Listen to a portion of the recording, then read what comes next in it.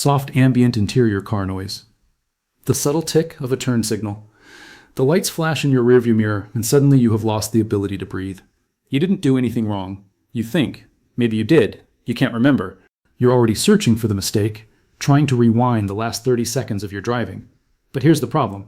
You're searching for the wrong mistake. The mistake that gets people handcuffed doesn't happen before the lights go on. It happens in the 3 seconds after you pull over. That first decision changes everything, and most people get this wrong instantly. Let's rewind. You see the cruiser, that sudden punch of adrenaline. Your heart is hammering against your ribs. Most people, right now, feel a desperate need to do 2 things. Defend themselves, or fix the problem immediately. They roll down the window before the officer even opens their door. They start reaching for the glove box. They start talking. "Officer, I know I was going a little fast, but the traffic was... Stop." In that moment, you just made a silent promise to the person standing outside your window. You promised them you are unpredictable. Here's what they see on their body camera. They see hands disappearing under the dashboard. They see a driver whose mouth is moving a mile a minute, but whose eyes are panicked. They don't hear your excuse about the traffic. They only see the chaos, and chaos is dangerous. This is where the decision happens. In the first few seconds after the stop, the officer builds a mental model of you. Are you a threat, or just a citizen? That model is built entirely on what you do before you say a single useful word. So forget the glove box, forget your license, forget the registration. For the first 10 seconds, none of that exists. Here is the only physical move you make. Turn on your interior light if it's dark. Place both hands on the steering wheel, 10 and 2, visible, motionless, and then you wait. That's the hard part. Waiting, because everything in your body is screaming to prove your innocence. But proving your innocence takes words, and words come later. Right now, silence is your shield. Let me paint the wrong scene for you, the one that plays out 1,000 times a day. You pull over in a hurry. You're frazzled. You start digging through the center console for the insurance card. Your registration is in the glove box, so you lean across the passenger seat to pop the latch. The officer approaches the window. They see you leaning, reaching, shuffling papers. They don't know if you're looking for a document or a weapon. They tap on the glass. You look up, startled. "Just getting my license," you say.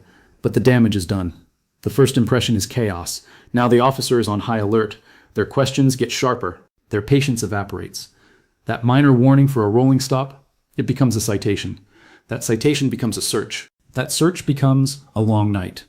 All because you couldn't sit still for 8 seconds.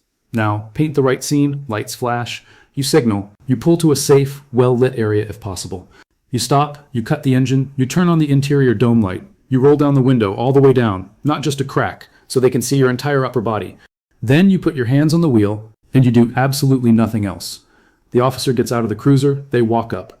10 feet away, they are already scanning your back seat, your hands, your eyes. But your hands are frozen on the wheel. There's no movement, no fumbling. For the first time since the lights came on, the officer exhales. You just told them, without a word, "I am under control." This is the secret. You are not a suspect yet. You are a variable. Your job in the first 20 seconds is to become a boring, predictable, non-threatening variable. When they ask for your license and registration, you have a choice. Most people say, "It's in my glove box." Then they reach for it. Wrong move. Instead, you say this. Exactly this. Calmly. "Officer, my license is in my back right pocket. My registration is in the glove box. How would you like me to proceed?" Pay attention to that phrase, "How would you like me to proceed?" It's subtle, but it changes the power dynamic. You aren't resisting. You aren't reaching. You are asking for permission to move. You are putting the control back in their hands. That single sentence tells the officer you respect their safety. They will almost always say, "Okay, go ahead and get it slowly." Now you move. Slowly. Deliberately. 2 fingers to your back pocket. Hand back to the wheel. 2 fingers to the glove box. Hand back to the wheel. Every time you reach, you return to the visual anchor, the steering wheel. You are building a rhythm of safety. Look, reach, return. Look, reach, return. It feels robotic to you, but to them, it feels like a ballet of compliance. Here is the psychological shift you just triggered. When an officer feels safe, they stop looking for threats. When they stop looking for threats, they start looking for reasons to let you go. They want to clear the call. They want to get back in their car. The faster you prove you are not a problem, the faster they leave. But there is one more landmine. The one that destroys almost every traffic stop. The apology spiral. "Look, I'm really sorry. I was just distracted. My kid is sick. I know the speed limit is 45. I just stopped talking." Every word you add is a new data point for them to use against you. You are not a lawyer. You do not need to argue the case on the side of the road. The roadside is for safety checks. The courtroom is for arguments. When the officer asks, "Do you know why I pulled you over?" do not say yes. Do not say no. Never admit to a crime, but also never lie. Here is the exact phrase. Short, calm, unbreakable. Officer, I'm not entirely sure. That's it. It's not an admission. It's not an argument. It is simply the truth. You are not entirely sure why they decided to pull you over. You might have an idea, but you don't know their specific observation. If they press you, well, you were speeding. Now you have a choice. This is where people panic. They say, I wasn't speeding, which is a fight, or I know I'm an idiot, which is an admission. Instead, you say nothing for one beat. Then you ask a question. Okay, officer, are you going to give me a warning or a citation today? That question changes the game. You aren't arguing the speed. You are accepting their reality for the sake of the interaction, but you are moving the conversation toward the conclusion. It forces the officer to decide the outcome right there in their head. Most of the time, if you have been calm, respectful, and predictable, they realize they have no reason to go through the paperwork. If this is helping you understand something most people never learn about high-stakes communication, subscribe. Because we break this down in simple, real-world terms every week. This is the kind of information that doesn't just save you money on a ticket. It changes how people perceive you in every moment of pressure. Back to the stop. Let's go deeper into the worst possible mistake. The reach back. You've seen the videos. The driver reaches into the back seat for a bag or leans down to grab a phone off the floor. In a normal conversation, this is nothing. In a traffic stop, this is a lightning strike. The officer doesn't know you're grabbing a phone. They have been trained to see that motion as someone retrieving a weapon from under the seat. That one decision changes everything. Now the officer is yelling. Now their hand is on their holster. Now you are on the ground. And all you wanted was to show them your insurance app. Never reach for anything they cannot see. If it is not in your pocket, on the passenger seat, or in the glove box before you put your hands on the wheel, it might as well be on the moon. Do not bend over. Do not reach behind you. If you absolutely must get something from the back, you ask first. Officer, my proof of insurance is in my backpack in the back seat. May I retrieve it slowly? They will usually tell you to stop and that they will get it later, or they will say yes. Either way, you have disclosed the movement. You have removed the surprise. This is the core principle of surviving a traffic stop with your freedom and your dignity intact. Predictability. You want to be the most boring stop of their shift. You want them to walk away thinking that person was respectful, not that person was nervous. Nervous looks like guilty. Guilty looks like probable cause.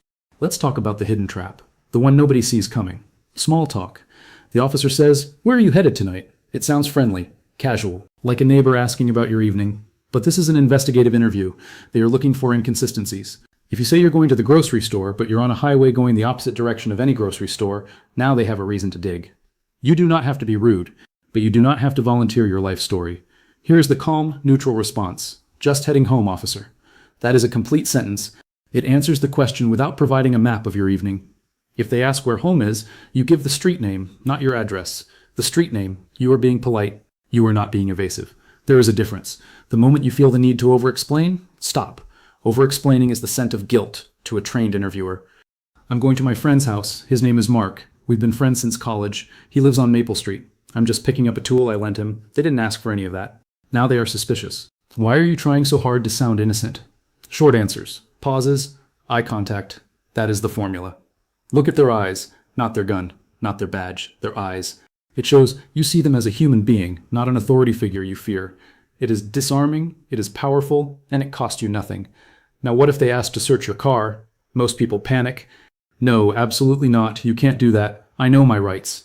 That is the fastest way to escalate a routine stop into a canine deployment. They will simply say, "Okay, I'll wait for the dog." And now you are stuck on the side of the road for 45 minutes while they tear your life apart for fun. But you also should never say yes to a search. Because the Fourth Amendment exists for a reason. You have the right to refuse. Here is the exact phrase: calm, respectful, unshakable. Officer, I don't consent to any searches, but I will comply with your lawful orders. Do you hear the difference? You are not fighting. You are not saying no in a way that sounds like you are the enemy.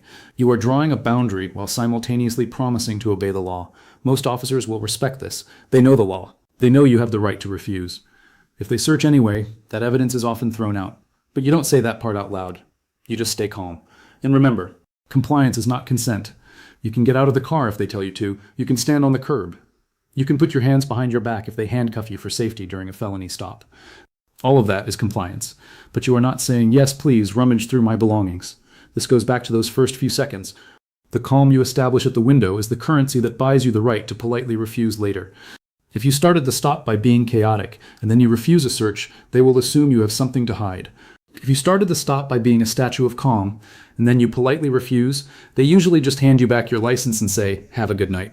Let's summarize the checklist, because you need to remember this in the moment. 1. Lights on, pull over safely. Dome light on. 2, hands on the wheel, visible, motionless. 3, ask before you reach, how would you like me to proceed? 4, if they ask why you were stopped, I'm not entirely sure. 5, if they ask where you're going, just heading home. 6, if they ask to search, I don't consent, but I will comply. 7, no small talk, no apologies, no reaching. That's it. That is the framework.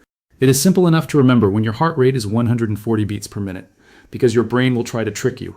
It will say, just be friendly, just explain yourself, just show them you're a good person. You don't need to prove you're a good person. You just need to prove you aren't a threat. One final scenario, the worst case. The nighttime stop on an empty road. You see the lights, your stomach drops, there are no other cars, no witnesses, just you, the dark, and the silhouette in your mirror. Wrong move. Pulling over immediately in a dark, blind curve. Right move. Slowing down, turning on your hazard lights to acknowledge the officer, and driving slowly under the speed limit to the nearest well-lit parking lot or gas station. If none exists, pull as far onto the shoulder as physically possible. Here is the phrase you use when you finally stop. You roll down the window, hands on the wheel, and you say, "Officer, I apologize for not stopping immediately. I wanted to get to a safer location for both of us." You just gave them a gift. You showed them you care about their safety. In their world, that is rare. That is gold. That single sentence erases the annoyance of you driving for another 30 seconds before stopping. Now they are on your side. This is the difference between a stop that ruins your week and a stop that lasts 4 minutes. You have the power here, not the power to argue, the power to control the energy. If you stay calm, they stay calm. If you panic, they lock down. It is a mirror. They reflect whatever you give them. So give them nothing. Give them stillness. Give them silence. Give them boring, predictable, law-abiding compliance with a polite spine, and when they walk away, when the lights disappear behind you, and your hands stop shaking, you will realize something. You didn't win because you were right. You won because you were smart. What's the one moment in a traffic stop that makes you the most nervous? Let me know in the comments. I read every single one. The subtle click of a turn signal disengaging.